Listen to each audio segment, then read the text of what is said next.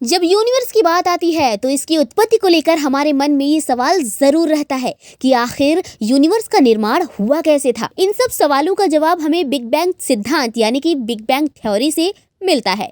लेकिन क्या आप जानते हैं बिग बैंग थ्योरी क्या है? अगर नहीं जानते तो चलिए हम आपको बताते हैं।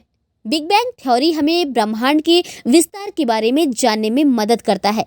क्या कुछ कहा गया है इस सिद्धांत में, तो चलिए जानते हैं बिग बैंग थ्योरी के बारे में। जब ब्रह्मांड की शुरुआत हुई तब ये प्रकाश और ऊर्जा के साथ असीम रूप से गर्म छोटे कणों का मिश्रण था। ये ऐसा बिल्कुल भी नहीं था जैसा अब दिखाई देता है। जैसे जैसे सब फैलता गया ये और स्थान घेरता गया और ठंडा होता रहा। इसके बाद ये छोटे कण एक साथ आ गए और परमाणु का निर्माण हुआ।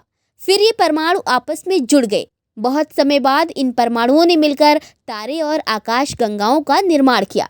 सन 1927 में फिजिक्स के प्रोफेसर जॉर्ज लेमैत्रे ने ब्रह्मांड की उत्पत्ति को लेकर एक सिद्धांत का प्रतिपादन किया था, जिसे बिग बैंग सिद्धांत यानी कि बिग बैंग थ्योरी के नाम से जाना जाता है। इसी सिद्धांत के आधार पर ब्रह्मांड की उत्पत्ति और विस्तार की कल्पना की जाती है। अधिकांश खगोलविद बिग बैंग थ्योरी से सहमत हैं, लेकिन कुछ सिद्धांत ऐसे भी हैं जिनके पास बिग बैंग के अलावा वैकल्पिक स्पष्टीकरण है, जैसे इटर्नल इन्फ्लेशन और एक ऑसिलेटिंग यूनिवर्स। माना जाता है कि आरंभ में ब्रह्मांड अत्यंत सघन और गर्म था। पूरा ब्रह्मांड एक बिंदु के अंदर समाया हुआ था, जिसे ब्रह्मांड का उद्भव माना जाता है। इस बिंदु में पूरे भौतिक तत्व और ऊर्जा सिमटे हुए थे। अचानक एक विस्फोट से विस्तार शुरू होता है। ये विस्फोट किसी बम विस्फोट के जैसा नहीं था, बल्कि ब्रह्मांड प्रकाश की गति से भी तेज रफ्तार से बाहर की तरफ फैलना शुरू कर देता है। इसे कॉस्मिक इन्फ्लेशन का दौर कहा जाता है, जो कि 1 सेकंड से भी कम समय के लिए था। कॉस्मिक इन्फ्लेशन प्रारंभिक ब्रह्मांड में अंतरिक्ष के घातीय विस्तार का सिद्धांत है। इसी के साथ अंतरिक्ष में पदार्थ और ऊर्जा की बाढ़ आ जाती है, जो कि ब्रह्मांड में फैलना शुरू कर देते हैं। ये सब कुछ ब्रह्मांड की शुरुआत के बाद केवल पहले सेकंड में ही घट जाता है। उस दौरान हर चीज का तापमान बहुत अधिक गर्म था। नासा के अनुसार 5.5 बिलियन सेल्सियस। इसी के साथ सब एटॉमिक कणों की रचना होती है, जो प्रोटॉन, न्यूट्रॉन और इलेक्ट्रॉन से बने हुए थे। कणों की बहुलता के कारण हाइड्रोजन, हीलियम और लिथियम का निर्माण संभव हुआ।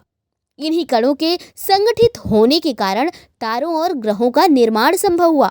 13.8 बिलियन वर्षों में ब्रह्मांड उतना फैल गया जितना अब है, और ये अभी भी फैल ही रहा है। बिग बैंग थ्योरी ब्रह्मांड की प्रारंभिक स्थिति की व्याख्या नहीं करता, लेकिन ब्रह्मांड के सामान्य विकास का वर्णन करता है।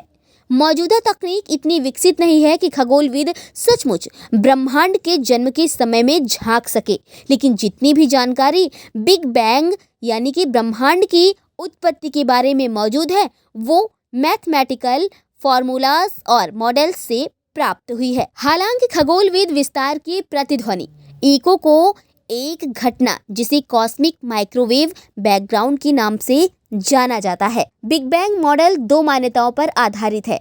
पहला है अल्बर्ट आइंस्टाइन की जनरल थ्योरी। दूसरी मान्यता है कॉस्मोलॉजिकल प्रिंसिपल। इन्हीं 2 मान्यताओं की बदौलत ब्रह्मांड के विस्तार का आकलन करना संभव हुआ है। अगर ये वीडियो आपको पसंद आई है तो इसी तरह और भी इंफॉर्मेटिव वीडियोस के लिए आप हमारे चैनल द क्यूरियस कीड़ा को सब्सक्राइब करें, लाइक करें, शेयर करें और बेल आइकॉन के बटन को दबाना बिल्कुल ना भूलें, ताकि हर नई वीडियो की नोटिफिकेशन सबसे पहले पहुंचे आप तक। Thank you.